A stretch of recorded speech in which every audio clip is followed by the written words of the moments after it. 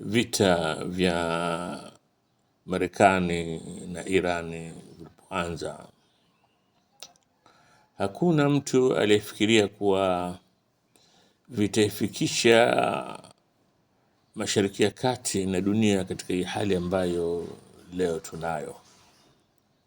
Na jambo moja ambalo la kusikitisha sana ni kuwa propaganda inachukua nafasi kubwa sana katika vita hivi, kiasi ambacho habari muhimu inafunikwa na ile habari isiyokuwa na maana yoyote ndiyo inapewa kipaumbele.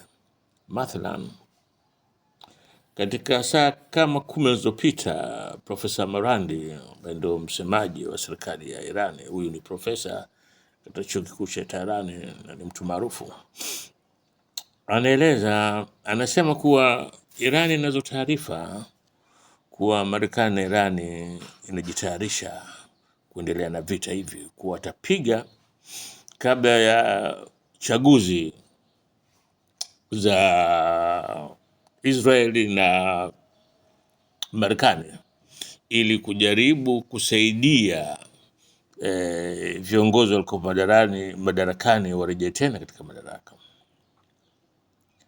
Habari hii ukitizama leo asubuhi, natizama rafiki zangu Al Jazeera wameweka taarifa kuwa Trump anasema yeye ule mlango wa Hormuz upo mikononi wa Marekani. Katika hali ya kawaida, mtu yoyote anayefuatilia vita hivi anajua kuwa hali si hivyo. Sasa wakati mwingine unashangaa, unasema hii dunia imefikia wapi, kiasi ambacho watu ambao unawaamini kuwa hawa kauli zao ziweza kuaminika zinakuwa kauli ambazo hazina maana yoyote, na vile vyombo ambavyo vya habari huru sasa hivi ambavyo vimekuwa vingi mitandaoni, ndio unaweza kwenda ukapata habari angalau ikakupa hali halisi ya mambo yalivyo. Leo Profesa Marandi anasema hili jambo linatisha, na anashangaa kwa nini vyombo vya dunia hawakuliweka pale ilipostahili kuwepo. Unasema kuwa endapo Marekani itashambulia Israel, itashambulia Iran safari hii, yani kuwa watarudi kuendeleza vita, anasema wao wataendelea kupiga Qatar, Bahrain, Kuwait, Falme za Kiarabu, Jordan na Saudi Arabia. Sasa nataka nisimame hapa kwenye Saudi Arabia. Saudi Arabia siku 3 zilizopita tu umeweka mkataba Saudi Arabia, Pakistani na hawa Waturuki, mkutano wa kujilinda wa kumshambulia mmoja ni sasa kuwashambulia wote. Sasa swali linakuja, endapo, na Mungu apishe mbali, Marekani wataipiga Irani itafanya hili ambalo wamesema watafanya, na hatuna sababu ya kusema kuwa hawatofanya.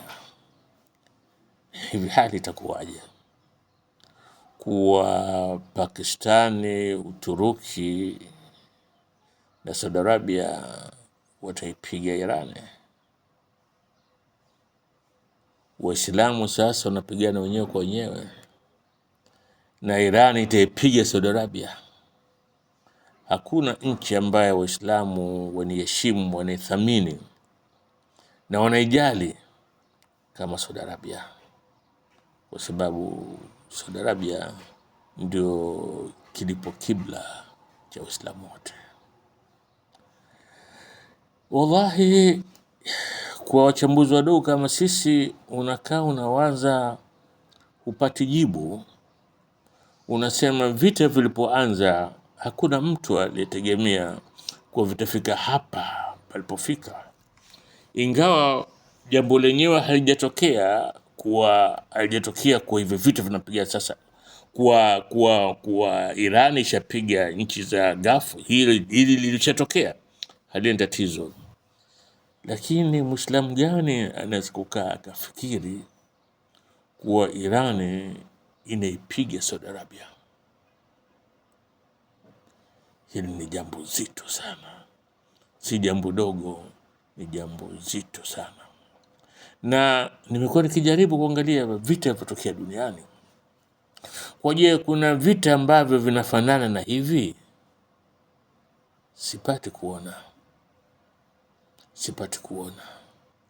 Wallahi sipati kuona leo pale Mashariki ya Kati, nchi za wenyewe kwa wenyewe wamekuwa maadui wa kushambuliana, na wanasema Irani kuwa wao kwa kuwa watapigiwa sehemu muhimu za maisha ya binadamu, umeme, maji, na wao katika nchi hizi watapiga hivyo hali kadhalika.